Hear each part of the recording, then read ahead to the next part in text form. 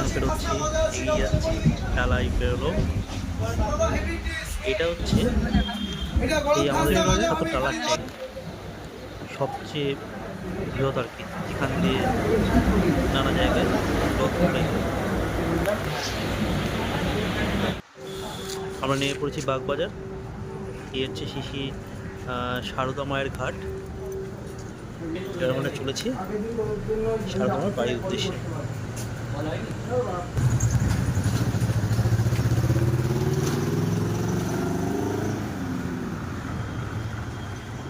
আর একটু এগিয়ে ডান দিকে গেলেই সারদা মায়ের বাড়ি পড়বে। আর এই বাগবাজারে পেয়ে যাওয়া সেই বিখ্যাত মাছের কচুরি, এটা জানেন তো? এই চলে এসেছি আমরা সারদা মায়ের বাড়িতে। কি সুন্দর সেই কাজ, আর পুরোনো আমলের বাড়ি, শিশি মায়ের বাড়ি। এই হচ্ছে মাতৃ দর্শনের সময়। ওপরে সারদা মা, নিচে শ্রী রামকৃষ্ণ।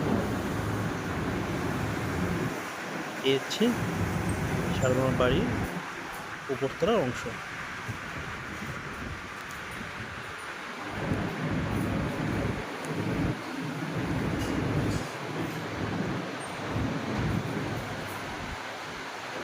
কি সুন্দরভাবে সাজানো গোছানো রয়েছে।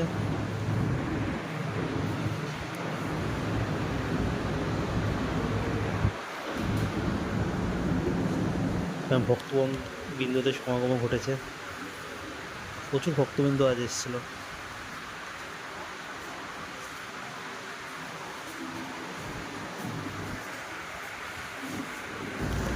আগে এই ঘরটি গঙ্গায় দিকে, এই সারদা মায়ের ফটো, সারদা মায়ের ঘর। এখানে সারদা মা থাকতেন একসময়। বারান্দা দিয়ে আগে গঙ্গা দেখা যেত, এখন অবশ্য দেখা যায় না। এখন বিভিন্ন বাড়িঘর হয়ে যাওয়ার জন্য সেই দৃশ্য আর দেখা যায় না।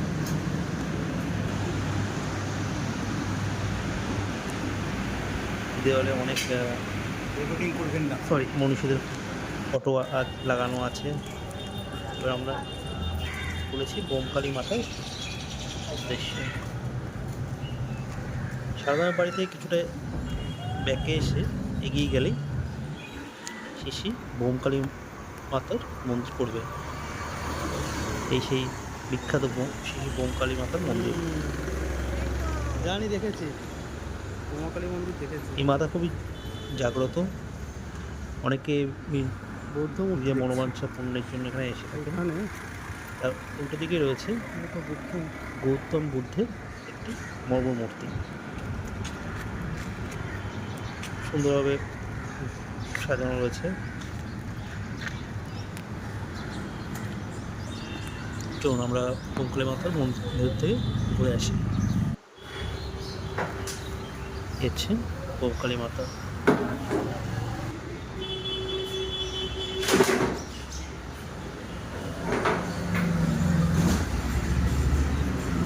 দেখলেই ভক্তিতে ভক্তের মন ভরে ওঠে, আর তার পাশাপাশি গা শিহরিত হয়ে ওঠে।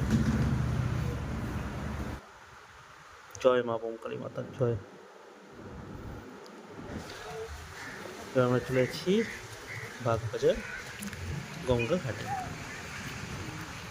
দেখলেই যেন মন ভালো হয়ে যায়, মানে এক পড়ন্ত বিকালে এরকম গঙ্গার ঘাট।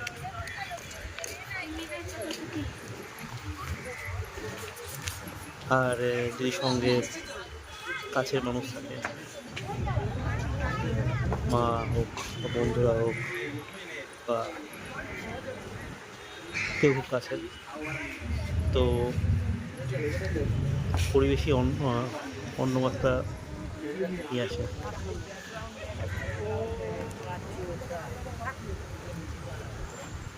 এখানে বসলে সময় যে কীভাবে কেটে যায় তা আঁচ করা যায় না।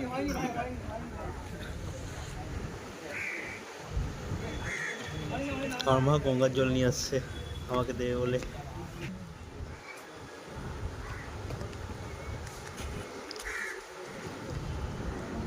এখানে অনেকক্ষণ ছিলাম, খুবই ভালো লাগলো।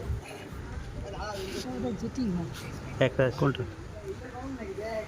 সুন্দর অভিজ্ঞতা নিয়ে আর মন ভালো করে কিছু ছবি তুলে তারপর বাড়ির উদ্দেশ্যে রওনা হলাম।